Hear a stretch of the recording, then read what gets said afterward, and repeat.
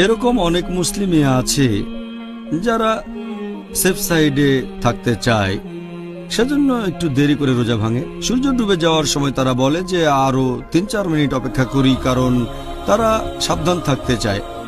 আর নবী সাল্লাল্লাহু আলাইহি ওয়াসাল্লামের একটা হাদিস, এটা আছে সহিহ আল তারগিবে, হাদিস নাম্বার 991।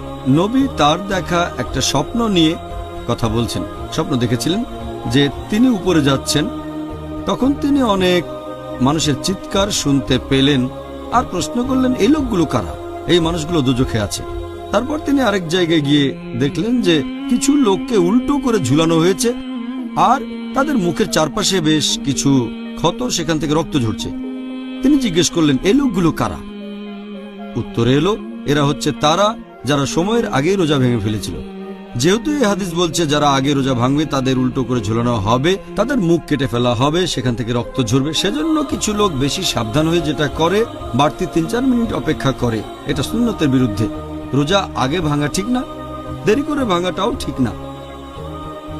কারণ এটা আমি আগেও বলেছি যে পবিত্র কোরআন পরিষ্কার বলছে, সূরা বাকারা অধ্যায় 2 আয়াত 187, যে তোমরা রোজা রাখো রাত না হওয়া পর্যন্ত। এরকম আরো হাদিস আছে, তার কিছু আগেও বলেছি, যেমন সহিহ বুখারী খণ্ড নম্বর 3 বুক অব ফাস্টিং হাদিস নাম্বার 1957। আমাদের প্রিয় নবী বলেছেন যে আমার উম্মতরা ততদিন সঠিক পথে থাকবে যতদিন তারা তাড়াতাড়ি করে তাদের রোজা ভাঙবে। এটার উল্লেখ আছে সহিহ ইবনে হিব্বানে খণ্ড নম্বর 8 হাদিস নাম্বার 3510।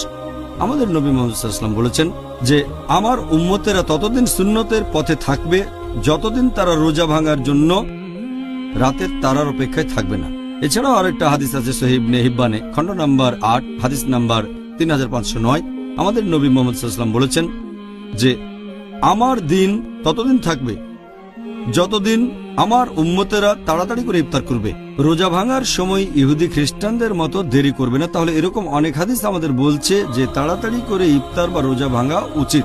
তবে সময়টা শুরু হবে যখন সূর্য ডুবে যাবে। আমরা সূর্য ডোবার আগে রোজা ভাঙতে পারবো না।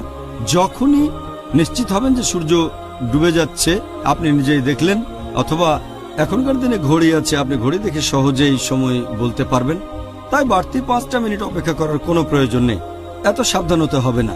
যদি এতটা করেন, আমাদের নবী বলেছেন, তাহলে উম্মতেরা সুন্নতের পথে থাকবে না। তাই আমরা সঠিক পথে থাকব। যখন সূর্য ডুবে যাবে আমরা ঠিক তখনই রোজা ভেঙে ফেলব।